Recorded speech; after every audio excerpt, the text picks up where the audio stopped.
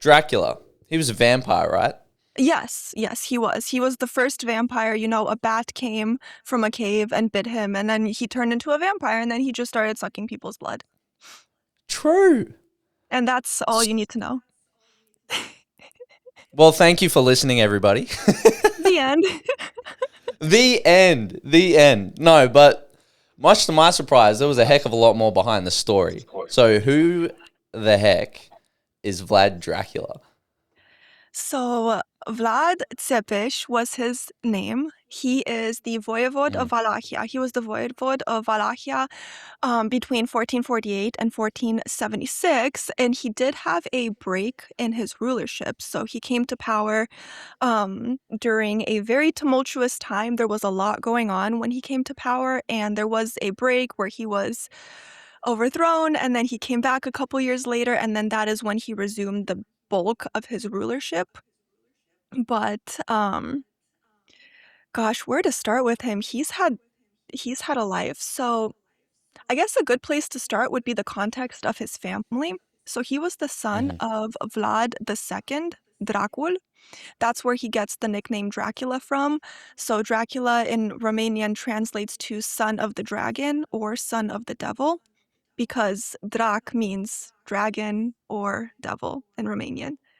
And his dad actually got that nickname because he was inducted into a Christian order that was meant to protect Christianity and fight against the Islamic threat. So that's where the nickname Vlad Dracul comes from. Um, I love the phonetic pronunciation on those as well. I appreciate that. Here I am going like, who's Dracula? You're like Dracula. Um, Dracul. that's my that's my best guess. So with his father, first of all, what's a voivod? So a voivod is a ruler of a region. So in Romanian, you can either call them a domnitor, which comes from the Latin word dominus, or you can call them a voivod, which is the Slavic version. So it just means the ruler. It's sort of like a king, but not exactly a king, more close like a prince. Okay, so a voivod, Voivod. voivod. Okay, Yeah. so with Dracul, and then there's Dracula, because he have brothers? Yes, he did. Yeah, he had brothers. He had So two when brothers. does Dracula start to become the relevant character in that story arc? What happened? Yeah, so the context of how he came to power. So when where to start? So his father, we kind of have to get into the whole backstory because it's really hard to pick up with just his Let's do it. childhood because there's so Let's much do it. context. Okay. Hmm. So his father joined the Order of the Dragon, which is where he got the name Dracula from. And during the time that he was ruler, Wallachia was in a very precarious state because it was right between Hungary and the expanding Ottoman Empire. So it couldn't survive on its own. It needed to ally with someone. It needed protection from someone because it was too small. It couldn't on its own. So the rulers of the nation always would ally either with Hungary, most commonly, or with the Ottoman Empire when it started becoming a more prevalent force in the region. So at this time, Vlad Dracul, which is Dracula's father, he allied with the Hungarians against the Turks. But then he ended up switching and allying with the Turks and sort of betrayed the Hungarians, but it's not quite so simple because he didn't betray the Hungarians just because he wanted to betray them. So when he allied with the Hungarians were quite powerful and they were able to offer Wallachia protection against the Ottoman Empire. It was able to protect them because it was quite a powerful force in the region. It had a big army, it had a lot of influence. Um, there was a lot that they were able to offer Wallachia. But the ruler at that time, he passed away, and there were some issues with his succession, and basically it became a bit less stable. Now, because Hungary became more unstable, the Ottoman Empire got a bit more audacious, and was considering further expansions into what would have been Wallachia and surrounding territories. So Vlad Dracul decided, okay, I'm going to have to ally with the Ottomans, not because I want to, not because I agree with them, but because if I don't form an alliance with them, they are going to quite literally enter my kingdom by force, depose me, kill me, and all of my successors, and install someone that will ally with them to rule over the region. So it was a choice, but it wasn't much of a choice. So he allied with them, and when he allied with them, the Hungarians found out about it. Obviously, they were not happy with this because he was their ally initially. Mm, So that's awkward. yeah, that's a bit awkward. So the ruler at that time was allying with some of the boyars within Wallachia, and we'll get into what the boyars are. They're kind of like the landed nobility at that time. So just the nobles.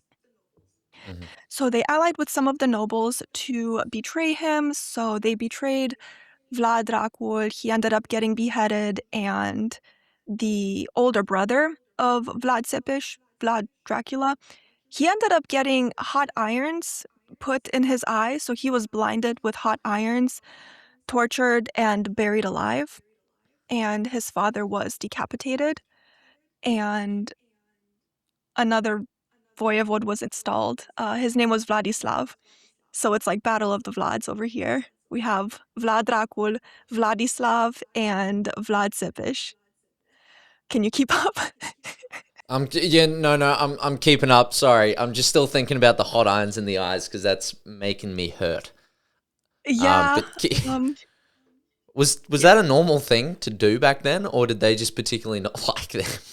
so the Ottoman Empire was very creative with their methods of persecution. And their influence spread all throughout the Balkans and all throughout much of Europe. So a lot of things were picked up from the Ottomans. So unfortunately, it did become quite common. That's what's so interesting about this period. It's like we see it as such. We see Vlad Tepes in particular as being such like a brutal man, but in reality, he didn't really create anything. He just used the tools that were already there, things that he picked Mm, up from his surroundings.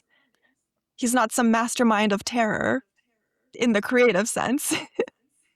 yeah, it was kind of making people hurt was somewhat normative back then. But so Vlad Dracul and uh, Vlad Dracula's older brother. What was his name again?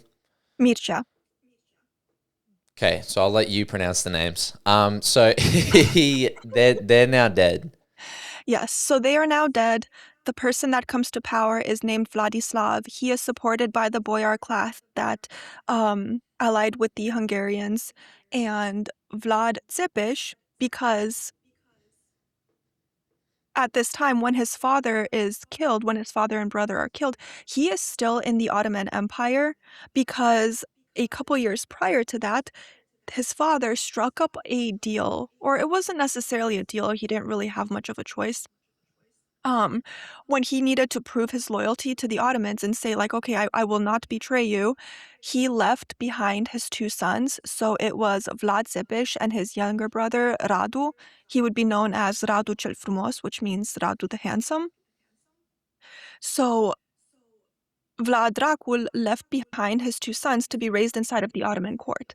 And what the Ottomans were hoping to achieve by having the sons raised in the court is they were hoping that they would be able to mold these two sons to eventually, when it's their turn to go to the throne, they're going to be pliable, meldable Christian rulers that are going to be sympathetic to the Ottoman cause and ally with them, do trade with them, and just be sympathetic with them. Oh, so sorry, was the goal of the Ottomans not to convert them to Islam, but to maintain the Christian link, but control them, kind of? Yes. So the when the two brothers were at the Ottoman court, they were instructed in Islam as well. So they were made familiar with the Quran, but there was not an effort to necessarily convert them. Um, because the Ottomans realized they would be more effective if they remained Christian rulers in their own countries. So there would be less conflict with its people. It would be simpler and more efficient, if that makes sense. Mm. Mm. So, what was life like for Dracula and his younger brother, which you can pronounce? So life for Vlad and Radu, they were hostages. They were political hostages, but they were not necessarily hostages in the sense that we would think of today when we think of the word hostage. They were not kept in a dungeon. They were not, locked up with chains around their wrists. They were more like noble hostages. So they were Mm. educated in the Ottoman customs. They were taught languages. They were taught Turkish, so they spoke the language of the court. So they were taught languages, they were taught military tactics, they were taught mathematics, religion, all of these things, because the goal, remember, was to groom them to be good rulers that would become friendly with the Ottomans. So they needed to know all of these things. And Vlad in particular, the two brothers took to this in very different ways. So Vlad was he struggled at the court. He struggled with the authority of everything. So he was mouthing off. He would get in trouble. He was constantly getting flogged and whipped and all of those things. So he had a bit of a hard time. There is also the potential for him being sexually assaulted while he was in the court. Um, Same goes No for easy way to say that. there's Wow. yeah, there's no easy way to say it, unfortunately. Was But this it is. was this just Vlad Dracula, or was his brother as well? So with Radu, he was a lot more meldable. He came there a bit earlier. So when they began their captivity in the Ottoman court, Vlad was around 11 and Radu was 6 or 7 years old. So he was quite a bit younger. He didn't really know as much of what was going on. But Vlad, he was 11. He had a bit of context. Not that an 11-year-old's gonna know all the intricacies of everything, but he kind of knew what was going on and he didn't like it. But Radu, he took to things a lot easier. So he was a lot more meldable. He was a lot more pliable. He got along great with Mehmet, the conqueror. So the son of the Sultan at that time was Sultan Murad. And the Sultan Murad had a son who would be Mehmet the Conqueror. He would be the one to conquer Constantinople. Wow. Yeah, all these pieces are connected. Yeah. So yeah, he had as a son Mehmet the Conqueror. And Mehmet the Conqueror grew up with Vlad and Radu at their court. And he was around Vlad's age, but he got along very, very well with Radu. So the two were very, very close, and it's very possible that they may have had a relationship, if you know what I mean. We're not talking like mates. We're talking like Like very, very intimate mates. More yeah. like bed mates. Oh, um, they like space. um, Exactly. But this is not something that you could 100% verify historically. It's heavily speculated because Mehmed did keep in his harem boys as well. When he rose to power, he was known not only to sleep with women, but to sleep with men as well. So that's Hmm, why it's suspected. They were very close. They were like inseparable according to multiple accounts.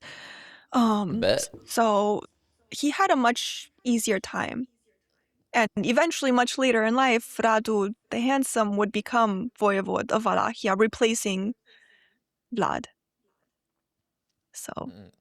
but for all accounts, Vlad was very talented, especially when it came to like the military arts. He was an excellent rider. He would ride horses. He was very good at swordsmanship. So he was cut out for it. He would be out there training for hours on end. So he was very skilled in that respect. And Radu took more to like the arts, the philosophy, I mean, not to say he wasn't also skilled in, the military arts, but he was a lot more refined than Vlad was. Vlad was more like force,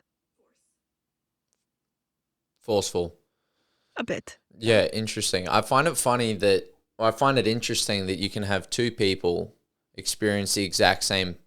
Well, by the sounds of what you're saying, though, they didn't actually experience the same thing in the same way because they were in the same situation, but kind of Dracula made his own trouble in being somewhat butting heads with the system because he had a taste of what life was like before it. Yes, Um, exactly. so what were they forced to stay there until forever, or was it up until 18 when they were allowed to make their own decision and leave? Or So when Vlad's father died, when Vlad Dracul died, that is when Vlad was backed by the Ottomans to essentially take the throne. So he didn't have to wait mm, until he was 18 or anything like that. Because his father died, it was like, okay, time to go take the throne, time to become the ruler. And this part, it's interesting because obviously Vlad was known to have a bit of a temper, to be difficult to manage. Um, a bit of a troublemaker by Ottoman standards, if you can call him that. So, despite all of these things, he was still backed. The Ottomans still provided him with soldiers to go and essentially take the throne. And keep in mind, he's doing this in his late teens. So, at this time, he was more than likely not even 20 years old yet, and he is taking the throne. God, that really puts into perspective 20-year I olds know. these days. Hey, What were you doing at 17? hey, hey! I was doing big things. Mm-hmm. It was impressive in its own way. Yeah, I was not. I was definitely not. I was not conquering any kingdoms when I was 17. Gold. So when his father gets assassinated, he's at the Ottoman Empire. Does someone assume the position of voivod, while Dracula is away? Yes, so remember the guy that took Vladislav? He was the Mm-hmm. one that the boyars backed. He's the one that took the throne once Vlad's father was killed.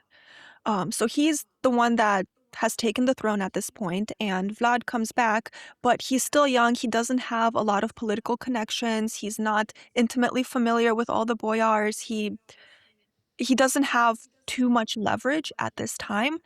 But he does have the army that the Ottomans provided him with, or the soldiers at least. I don't know if you could call it a full-on army.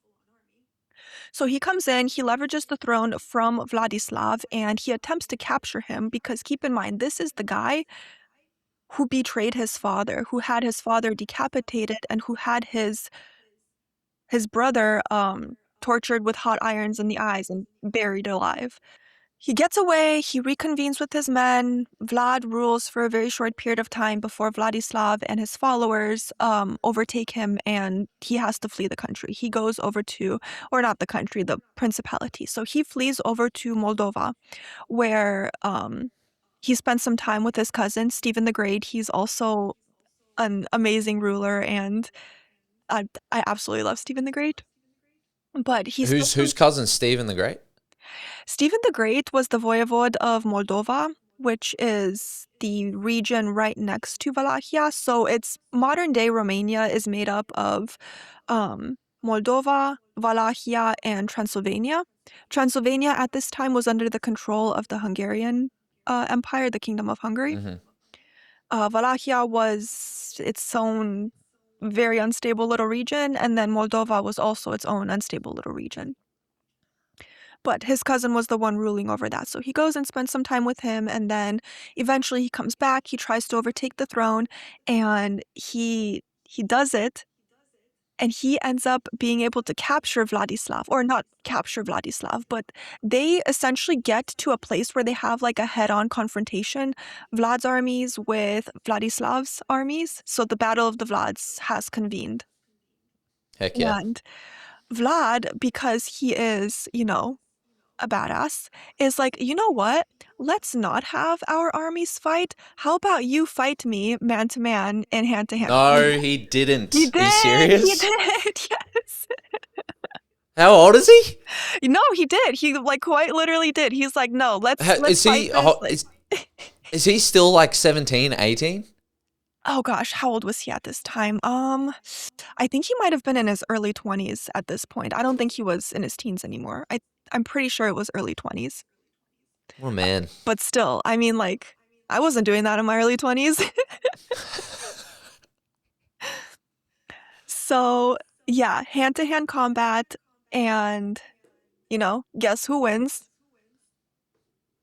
Vlad. Vlad. Vlad Dracula. Vlad Dracula, yep, he wins. Yeah, And he 100%. takes out Vladislav, he assumes the throne, and now he's ready to start his rule. hmm So who do we know, or does he know at this stage, who assassinated his father and older brother? Yes. So, Is that box tick number one as the new Voivod? yes, that is one of his first matters of business hmm because obviously he still is very upset about what happened to his family. So he took out the ruler, the main guy that replaced his father and his brother. But now he assumes rulership and he goes after the boyars. So the boyars, they were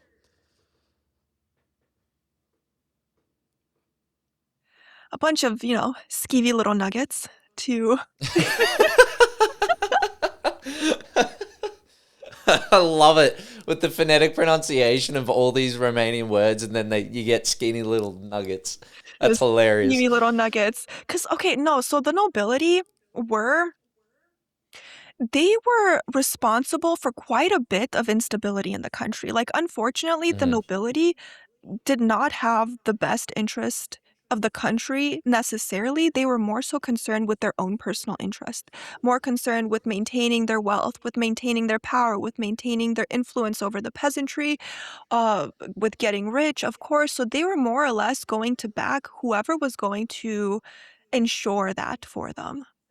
hmm So Vlad goes after these nobles.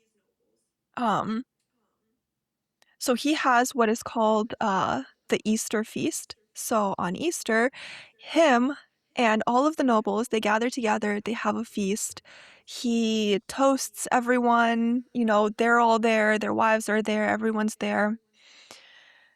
And he locks the doors and essentially says, "You're a bunch of traitors. You betrayed my father. You basically sell out to the highest bidder. Um, you're betrayers, and I'm not going to have you in my kingdom." So what he does is the older ones, the ones that are not capable of hard labor, he takes them and he impales them. He impales them, and um, the process of impaling, I don't know how familiar you are with it. Look, pretend I'm stupid. I just please. Yeah. What is the process of impaling? So the process of impaling, they would take stakes, big wooden stakes, and they would insert them through the bottom of a person, Yep, noted. through their bottom, and it would go in and it would pierce their organs, and it would either exit through their mouth or through their throat.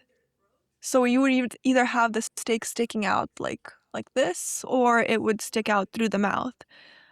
After having been pulling your entrails as it's going up. Um, Ideally, the That persons sounds die. like so much work to do, even for the people impaling. Yeah. And is that something, just, you know, what's the word? Like, indulge me here for a second. Would impaling, stupid question, would that kill them quickly? Or is that like a crucifixion type? I mean, I wouldn't call it. I wouldn't go as far as to call it a crucifixion. The crucifixion would probably be a lot. slower of a death, but Mm-hmm. impaling was definitely not, you know, Quick. a quick death. It was painful. You felt it going up through, your innards, and eventually, you would just hope that they would maybe take out your heart first, and then you just lose feeling. It was quite a brutal and quite a painful um way to go. But he impaled them, and he didn't just impale them and, put them there and he died or whatever for his own pleasure. He also used that to send a political message. Um, that is how betrayal will be handled under my rulership. Under my rulership, if you betray me, if you betray your country, if you betray your land, this is what is going to happen to you. So he Mm-hmm. put the stakes of the people around to show this is what we're going to do with betrayers. And then the people that were of working age, that were strong and physically fit. Oh, and by the way, this wasn't just for the men, like their wives. He This happened to the wives as well. Oh, lovely. Zero discrimination. No, so he was quite what is it? Democratic. He was quite democratic with his punishment. Yeah, got it. um so the wives, the men, they're all impaled, the older ones, and then the ones that are of working age, they get sent to rebuild Poenari Fortress. Poenari Fortress was a fortress that was built during the time that there was a lot of Mongol invasions taking place in Eastern Europe for all the Mongols and the Tatars and all those people that were invading. But it fell into disrepair. It wasn't really usable anymore. And because Vlad came to power and he had, grand plans of solidifying all the fortifications around the country and everything, he sent these people to go work and build up the fortress. And a lot of them, I mean, probably most, if not all of them, died from the hard labor that was imposed on them. But they built up the fortress for him. And the ones that were loyal were rewarded. So all of the lands, the money, the influence, all of the power that the other boyars had that were betrayers, that was bestowed upon the loyal boyars because he wanted to secure his power. Because prior to that, the rulers were always they were always subject to the whims of the nobility. So if the nobility got an offer from the Hungarians of like, hey, if you help me by backing this ruler, I'm going to ensure that he allows you to do XYZ, that he gives you a break on the taxation that you're going to pay, that he gives you a break on the punishment that you would incur from, whatever bad things you were doing. So there was that as well. So he didn't really want that type of instability anymore. And he's like, you know what? It hasn't worked up to this point. I'm just going to have to get very forceful with it. So he got quite severe in how he tried to consolidate power. Wow. Um, so did he just have a disdain for the nobility, not just because they he blamed them for his father and his older brother's death, but because they were disloyal and kind of unpredictably selfish, Yes, they were very self-serving. self-serving. Yeah, that's a good Yes. way to put it. And he thought that was a destabilizing force in his country. He tried to very much consolidate power, not necessarily because he was just power hungry, but because he saw how weak the country became when it was constantly at the whims of, I'm going to ally with these people today, I'm going to ally with those people tomorrow. So he tried to kind of consolidate that for the sake of being able to rule over a stable nation and to build up his own nation. That goes hand in hand with why he's considered such like a national hero in Romania, despite, being a very cruel man, because he had the priority of his people in mind. All of the things Hmm. he did with the priority of his people and his land. So that's one end of the spectrum of like if we look at it from an autocratic point of view where you have the nobility at the top. What about the other end of the spectrum? Like how did he treat the poor, the beggars, etc.? Yeah, so there is a story about the Bonfire of the Beggars. Aha, of course. I know where this is going. I tried to defend the guy, but you're out here, you're just trying to wash his laundry in public, and I don't appreciate it. Just asking questions. All right, go on. Okay, so there was the bonfire of the beggars. And the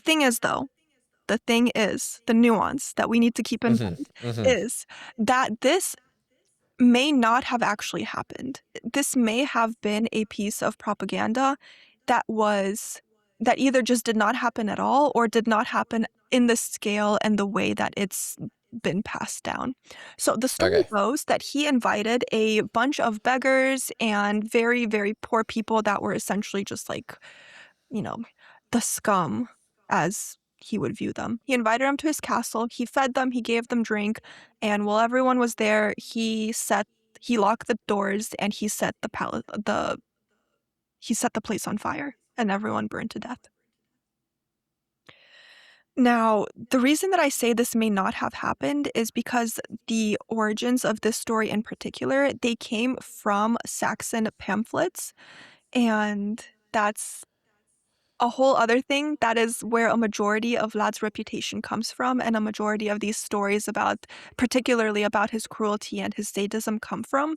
So it's like he might have done something. He probably did do something. He probably did do something that was quite cruel, but we don't know if he necessarily did that.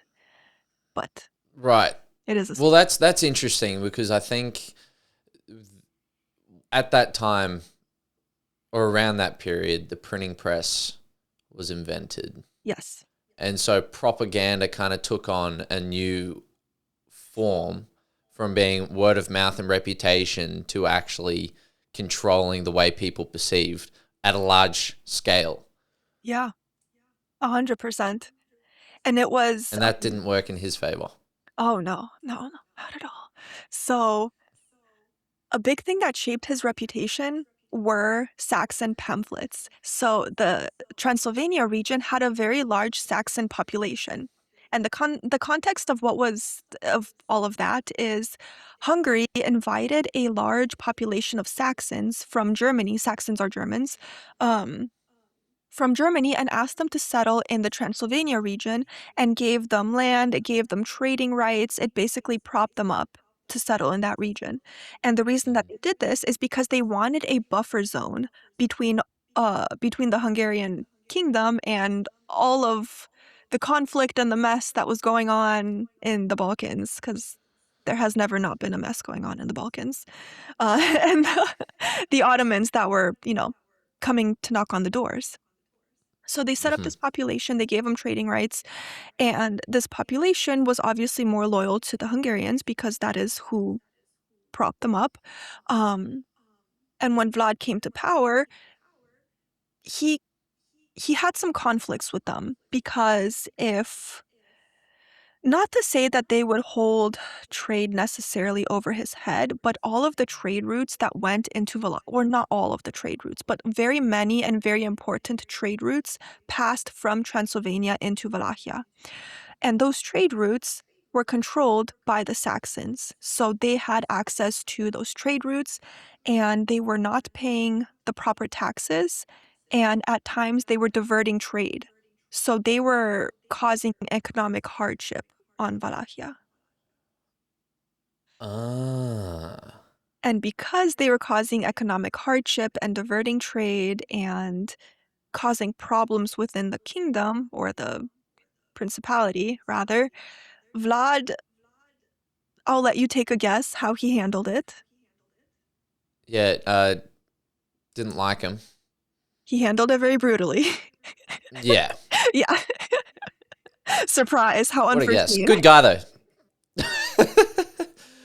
he knew what he wanted, and he knew how to get it. Yeah. So just like two steps back, touching back on the whole. Don't worry, I'm not going to dwell on the propaganda that is the bonfire of the poor or the beggars. I don't know. However way you say it sounds pretty brutal. Yeah. Um, Yeah, it is. he correct me if I'm wrong, but he had a disdain for begging and stealing.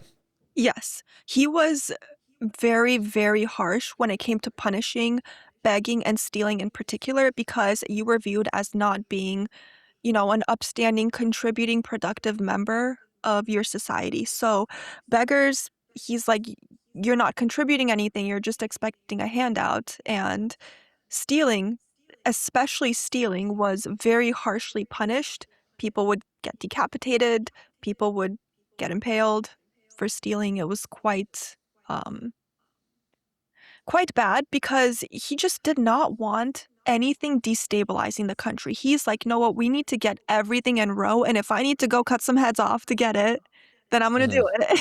And he did. So yeah, he punished stealing very intensely. Talk to me about the Golden Cup story. I Oh. think this is perfect. So in his town center in Târgoviște, which was the capital of Wallachia, he put a golden cup by a fountain. And this was a very, very valuable, as you can imagine, golden cup. He's like, anyone is free to use this cup. Just don't steal it. Just don't steal the cup, and you'll be good. And because of his reputation, because people knew, like, if I steal the cup, if the cup goes missing, there will be hell to pay. Nobody stole the cup, Hmm. so the cup remained there for the duration of his reign. No one touched it. Everyone used it. A golden cup. A golden cup. Can you imagine? Like, in the middle of your city, would you leave a golden cup? No, not the No. Brisbane CBD. It's not lasting there for a long time. No. Well, because I just saw, not on some sort of a tangent, but while I was waiting for this podcast, I came across a reel where an American was commenting on Australian gyms and how safe we think we actually are. Because, I mean, we'll leave our keys or our wallet next to our gym bag Mm-hmm. and expect no one to take it. And that's a cultural thing. But Golden Cup in Yeah, the city it's square, quite intense. Yeah. that is quite next level.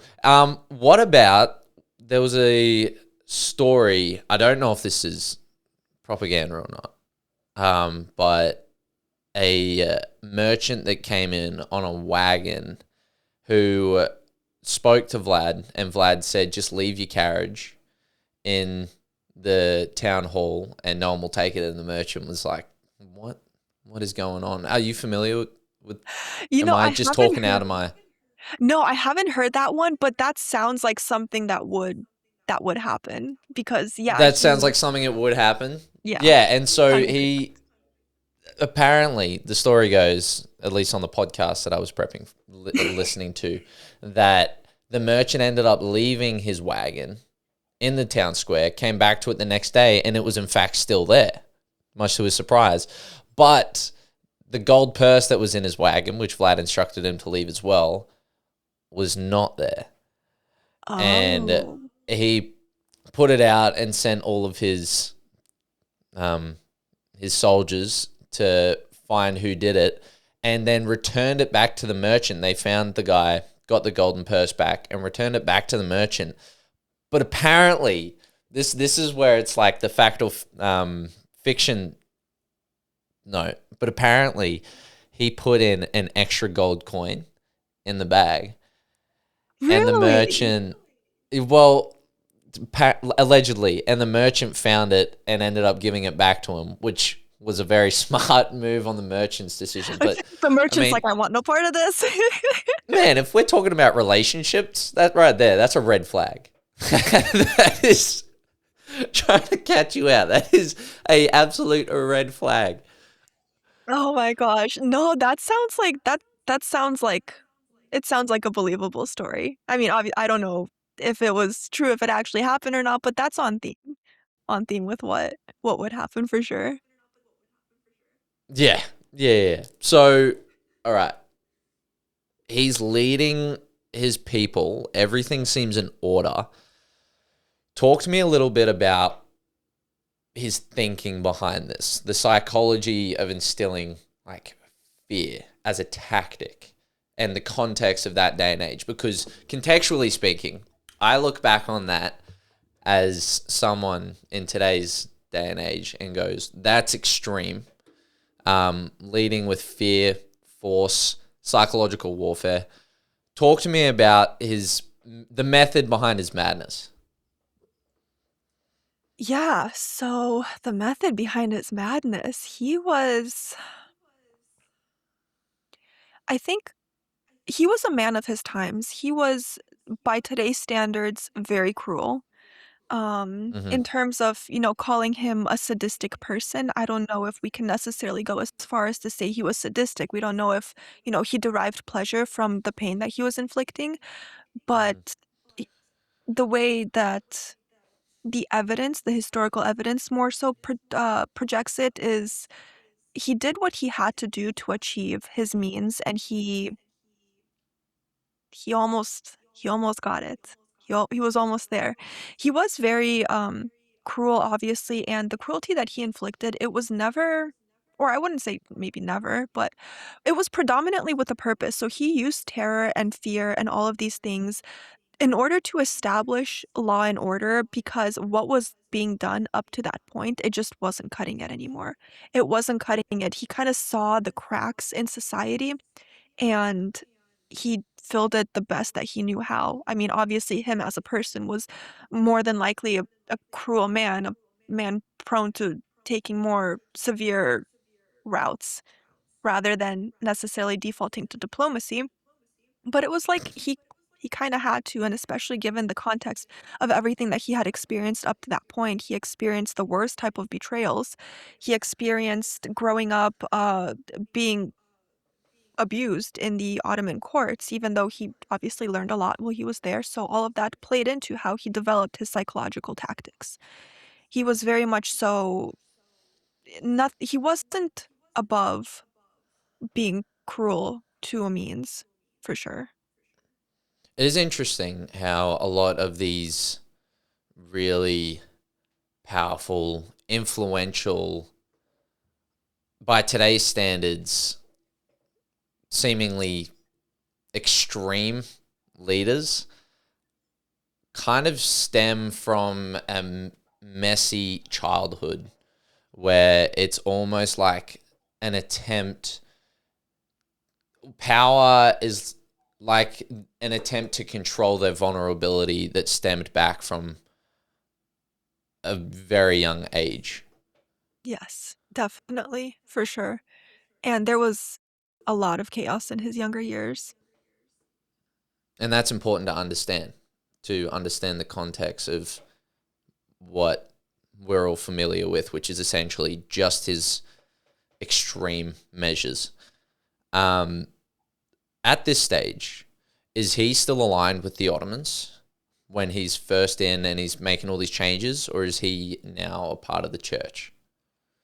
So he has a complex and varying relationship with the Ottoman Empire. So he needs them to an extent because that's how he came to power. He came to power through their support and their sponsorship, more or less. But obviously, he also resents them. He has deep resentment to them. He does not align with what they want from the country. He does not think that his country needs to pay tribute in both money and resources and human lives as well. Because on top of the tribute that he was paying to them, the Ottomans had a custom of recruiting. Have you heard of janissaries? No idea. So when the Ottomans would recruit from the other nations that were their vassal states, they would ask not only for monetary tribute, but also human tribute. So they would ask for Christian boys to come and join the Janissary Corps, which is Christian boys from these countries that would go into the Ottoman Empire, and they would be trained in their military and raised up in their military, and eventually they would fight against their own people. Yeah, indoctrinated. Yeah, they were indoctrinated and would fight against their own people. So Vlad hated that. He did not want that for his nation, so he more or less appeased the Ottoman Empire in the beginning years of his rule for the purposes of solidifying his own nation to a point where he could stand up to them. Now, historical hindsight is 2020. We see, I don't know how realistic it would have been for him to believe that Wallachia would ever be able to stand up to the Ottoman Empire. Considering, I mean, this is Mehmed the Conqueror. He conquered Constantinople. He was known as Mehmed the Conqueror for a reason. He conquered most of the Balkans. His army was the greatest military machine at that time.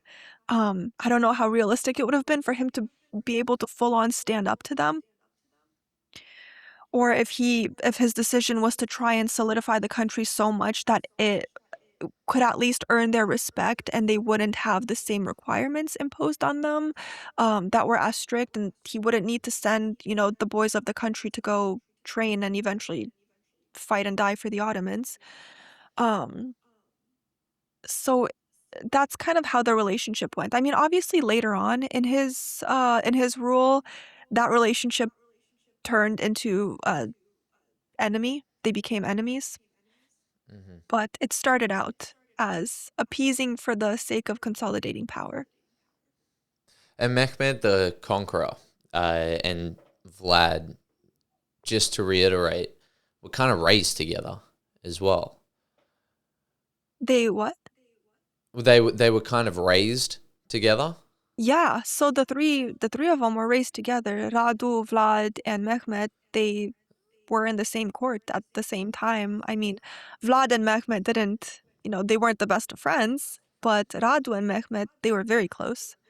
And Mehmed would prop up Radu to take over when Vlad was taken out.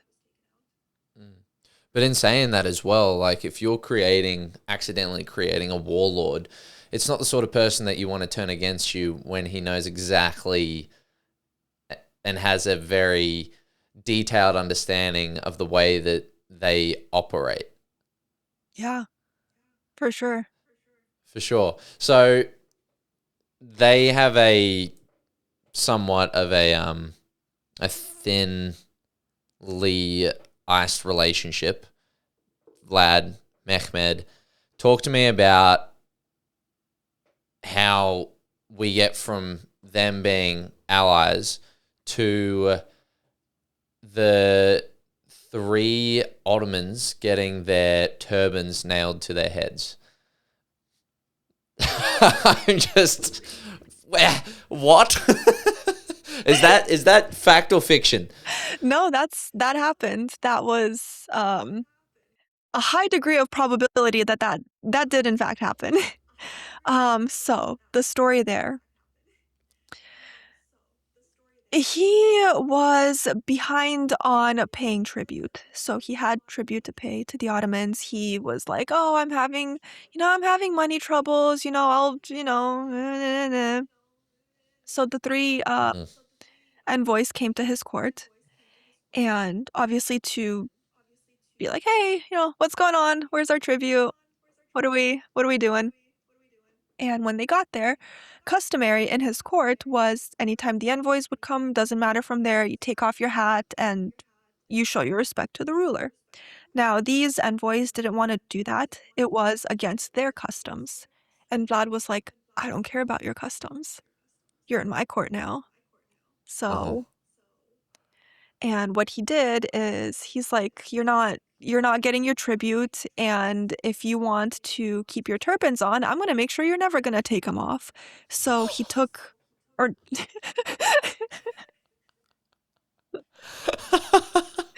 ice cold. Yeah, ice cold. God. You want to keep it on? All right, bet. You're never going to take it off.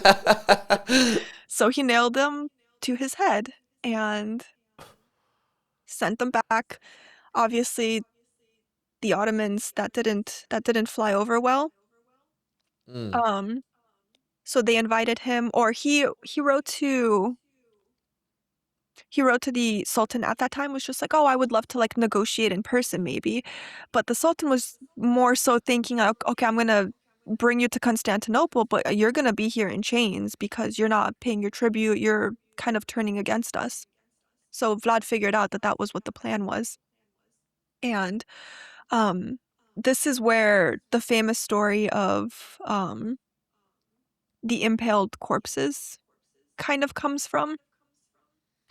So there was a general named Hamza Pasha, which was of the Ottomans, and they had a confrontation. The two armies had a confrontation.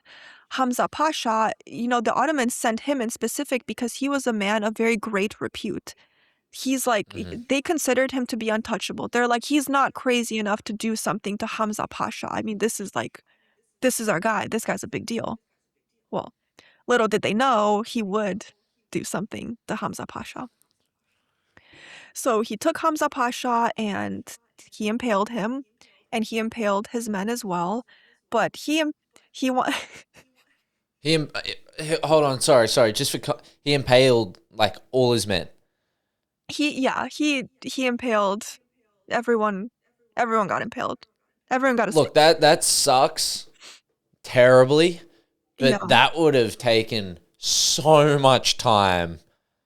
Like, if I yeah. can just imagine being a soldier and Vlad's being like, "This is what we're gonna do," and being like, "Oh, all of them." Really? I mean, Re- it's gonna smell. We got all this yeah. time. Yeah. Continue. Sorry. No, no. So that happened, and Vlad was a respectful guy. He wanted to pay Hamza Pasha the respect that he was owed. So he put him on the highest stake. Higher than all the others. Oh, that's thoughtful. Yeah, right. Like he's a thoughtful guy. He's not. Yeah. Yeah, I mean, he's a little crazy, but he's thoughtful. He gave him the respect that he was due. So he put him on the highest stake. And when the Ottomans heard that, he took out Hamza Pasha, they're like, oh, heck no. So they come in and they bring their army, and the army starts marching, and they're marching, and they see their top guy, like this very respected, very looked up to guy, just impaled on a stake. And they're going through and they see just a forest of just impaled people. And obviously, that takes a very intense psychological toll on you because you don't just pass by them. This was a forest of impaled people. They kept going and going and going and marching, and they're just looking around, and it's just people impaled. Just processing. My screen hasn't frozen, by the way. No, I I'm could just I can see you. I could see yeah. you. You can see the cogs turning. Um, that would have taken a massive psychological toll. Yeah. Also, kind of freaking scary when you're fighting against that sort of unclassy, uncouth guerrilla warfare. Yeah. I mean, because think about it, he was severely outnumbered. The Ottoman Empire was massive, the most imposing military force in the Eastern European sphere at that time. So he kind of had to make do with what he could. He's like, all right, I don't have the manpower to go against you head on, but I'm going to mess with your head if that's the case. So he resorted to a lot of guerrilla warfare, to a lot of psychological warfare, and it worked because, you know, Mehmet, his army, all of these people, they were very much delayed. They had to stop. They had to kind of, you know, gather themselves. And it wasn't just the forest of impaled people that he would do. Part of Oh, the I other type bet. of, yeah, part of the other type of psychological warfare that he would do is a lot of scorched earth. So when his army would retreat, obviously, everyone knows what scorched earth is. It's you poison the wells, you poison the crops, you burn everything down, you don't leave anything behind. You try and starve them out. Because if they advance and they're held up by the psychological trauma of seeing everyone they knew impaled, they don't have any food or they're running out of food. It's just another tactic of gaining more time, I would think. You know what that kind of reminds me of in a really like on a personal level is like when you're watching a scary movie and they hide the monster from you from like the whole movie, and it's the not knowing, it's the not seeing that builds it up in your head. Yeah. And then you see it and you're like, oh. Well, it depends on the scary movie, I guess. But like, still, it's that boogeyman. It's that boogeyman Yeah. mentality when you're a little kid, and not wanting to look into the closet when you're trying to fall asleep, because it's not that you can see him; it's that you can't see him, and your head is creating this Yes. massive monster. Yeah, And so, exactly. if you're Mehmed the Conqueror, and you just come across your soldiers impaled in a forest-like pattern and size, that's going to mess with you. And I think the first thing I'd try and do is drink water and eat, which probably is that whole where the whole scorched earth thing is what a tactician. Like, insane, but credit's given where credit's due. That psychological warfare, tactician, wow. Yeah. He was quite the guy, but he used the tools at his disposal. He did what he had to do with what was available to him, and if there was not much available to him, he got creative in some very demented ways. Mm. But he got And yeah. so the church ended up really appreciating his the effect that he had on the common enemy, which were the Ottomans. Yes. Um, so he was very much an ally of the Orthodox Church in Romania at the time. Snagov is where his supposed resting place is. I know that it was excavated and it's questionable. Like, those are more likely not his bones. They were most likely animal bones that were found there, but that's said to be his resting place. So he did have a good relationship um with the Orthodox Church, with the Catholic Church in the country, not so much. He did burn a couple of those down, unfortunately, very unfortunately. Um, but he was very much so aligned with the Orthodox Church in the region, and the Orthodox Church supported him. And the reason why he was not trying so hard, but the reason why he became allies with the Orthodox Church, um, there might have been a theological component to it, but it was more so because the Orthodox Church held a lot of influence at that time among the people. So if you get in good with the church will prop you up to the people. They will tell the people, like, this is our ruler. He's protecting us from the Ottoman threat. He's protecting us from being converted to Islam, all of these things. So that was sort of what the relationship was like. I mean, might have been a pious man, but I mean, the church benefited during his reign. Whether or not he himself was a particularly pious man, that's between him and the big guy, so to We'll say. leave it at that. I'm not going to judge him. You Like, know, that's, it's up there. I impaled a couple people. yeah, Like, yeah. Saint, yeah, Saint Peter looks across and he's like, what? you what? Pardon? It's all in a day's work. Yeah. Golly. You can understand why, say, the West, because prior to our conversation, I'm not going to lie, as much as I was familiar with this story, when I was probably 8 years old, I got this awesome picture book called The Big Book of Baddies.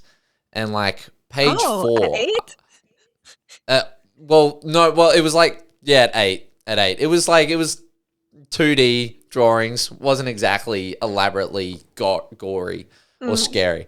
But I was like 8 years old and I got a book called The Big Book of Baddies and it had like Blackbeard in it.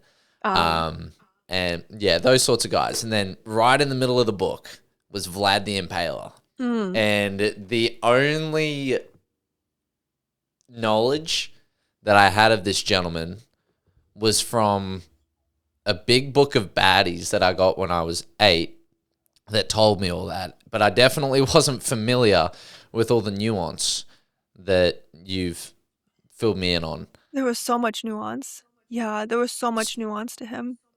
And what did your big book of baddies say about him? Oh, look, okay. Let me just like time travel back to the last time I would have read it. I think it was essentially just a genuinely and essentially just a it's word salad. Uh like a collection of those fact or fiction questions similar to the Oh, ones that I'd asked you. Where they even said that it was, I think it said something along the lines of he would cry blood or he'd drink the blood of his enemies um, while he would feast. So there's one for you. fun. Yeah, so going back to that Saxon propaganda, that's actually the most famous piece of so I assume that you're referring to that photo of like him being impaled, or not him being impaled, him sitting while there's like a forest of impaled around him and he's just eating. Yes, yes, yes, yes, yes, So, yes, yes, yes. that one. Oh, I love that you brought that up. So, that is like the most famous and arguably most influential piece of like media that was created about him, and it came because of the Saxons and the printing press, and that was widely circulated, and they actually used these wooden stamps to create those pictures. So that's how those pictures were created, like fun fact. But the story was like, oh, he would sit there and, all these people would be impaled around him, and his servants would take like pans of their blood and bring it to his table, and he would dip his bread in their blood and, eat it. And that's kind of where the whole like vampire thing came from. Um, but whether or not that happened, you know, questionable, but that's where the story came from. Did he Because cry blood? so it was very likely that he had this condition. I don't know the scientific name of it. It's very scientific, but he did have an autoimmune, I think it is, condition where there is like particles of blood that would form with his tears, and on some of his correspondence that was actually found, and it is believed that like he quite literally did cry tears mixed with blood. Isn't that funny? I've never known anyone with that condition, and it's just so fitting. Right? It was, Right? It totally is. I mean, out of all conditions, it's like, you know what? The irony. yeah. The irony of it all. The absolute I'm irony. I'm fascinated by your thoughts on this whole hero versus villain mentality that we seem to compartmentalize this complex individual by today's modern morality standards or historically.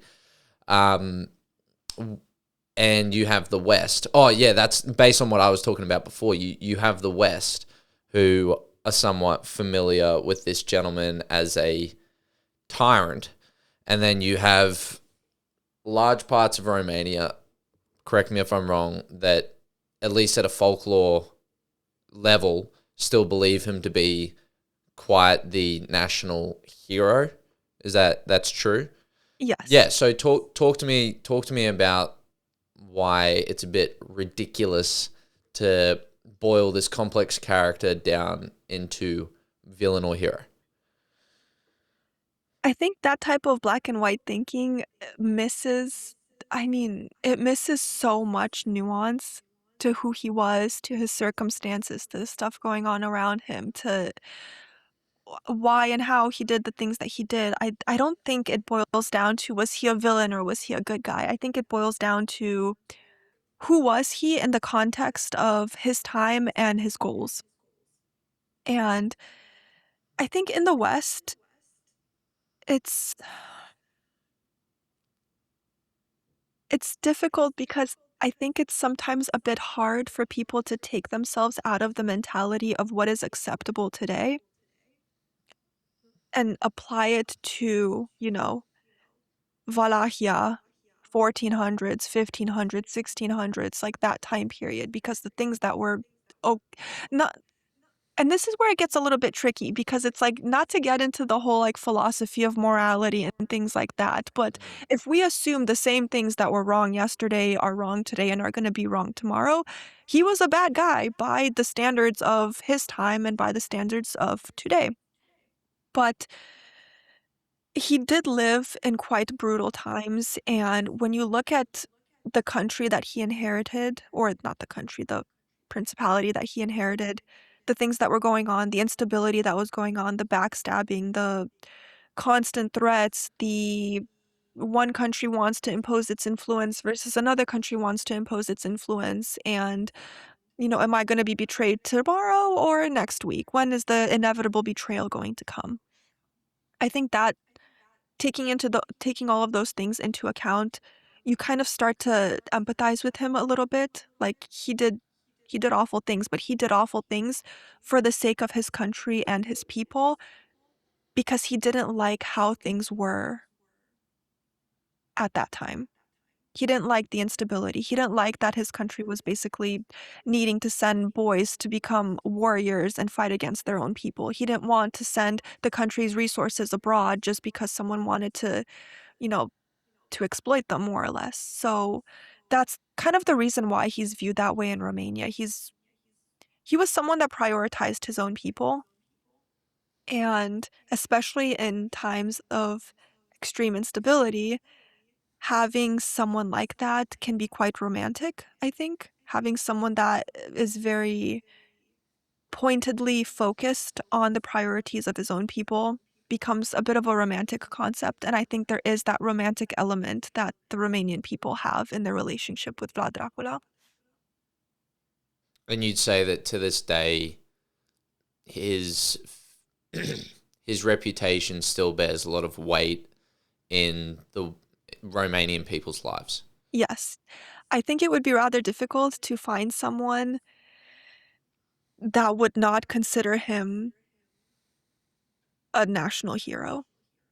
I think it would be Mm. rather difficult. I mean, they would accept that, like, okay, yeah, he did awful things, but they would still, I would think many people would view him as a national hero to this day. Yeah, why I was particularly interested in your perspective on that is because you have this really unique lens to look through as being Romanian born and then raised in, well, a large part of your life in America, which is culturally completely different. I'm Australian and American, my mum's side, but culturally nothing on the juxtaposition that is Romania and America. Um, Talk to me about what we can actually learn from this guy, Vlad Dracula. What can we learn from him? Can learn a lot from him. I think him and his reputation and his legacy teaches us a lot about how people are going to view um, very forceful rulers. I think during times of instability, especially prolonged instability, people are going to they're going to crave that more heavy-handed leadership, something in the human spirit when it's under oppression, when it feels taken advantage of, when it experiences all of those things. I think is naturally going to gravitate towards, I want someone that's going to put his foot down. I don't care if things are going to be difficult or intense or questionable in terms of means, methods, but I think that's something that he teaches us a lot about human nature. And again, that romantic element of they crave and they want someone to be their protector. And that's what he embodied, even though he was very cruel in a lot of his methods. What do you think that people get wrong when they look at historical figures like that? What do you think that most people are guilty of doing um, in almost projecting exactly. Everyone seems to have narratives about individuals, and a lot of the time it helps us because knowing that someone's bad takes up more time than understanding exactly the whole biography of what makes them so. Because if we had to do that, we'd be here forever. So boiling it down into a nutshell, it helps us appreciate that. But given your background, what do you think that, the West does that they should do better in appreciating and understanding cultures that are so culturally different and the history that they have, like your Draculas? Yeah, I think it's I think people are they hold perspectives that are their default perspectives. And I think when you're only raised within one cultural context, you don't really think about that. You don't really realize that until you're exposed and you're kind of in a situation where you're forced to be exposed to another perspective, another cultural context. So, like for me in specific, coming from Romania, having been born and spending my childhood there, and then coming to America, it's fairly easy for me to identify which of my perspective and which aspects of my worldview come from my Romanian upbringing versus my American upbringing. And I think oftentimes, and not only in the West, I think any person that spends their time in just the context of where they were raised is going to inevitably hold those like default perspectives of this is good, this is bad, this is whatever. And I think one thing that would be very beneficial to people is to sit back and consider nuance a bit more and consider that the perspective that you were raised with, the worldview that you were raised with, is not universally applicable. I think we all understand that on a cognitive level, but I don't think that that necessarily always translates to how we perceive and interpret the world around us. I think we know that, but we don't apply it. Um, so I think before rushing to make a judgment about a historical figure or a historical situation, it's important to understand that your perspective is not universally applicable, and you should open yourself up to this does not mean accept another perspective. This just means open yourself up and understand it and look into it, I think. Me. Oh, Yeah. you done? Yeah. I don't want to cut in. That was No, that's that was that's awesome. all I got to say about that. That's mic drop. Mihaela, thank you so much for your time. That was a fantastic podcast. Where can people go if they want to find you? Yeah, so I am at the Threads of Time _ on YouTube, Threads of Time on TikTok, Threads of Time on Instagram. So give me a like and a follow, and hope to see you there. That is awesome. Thank you so much. Thank you so much for having me. I really, really appreciate it, especially, first podcast and all, and being patient with me.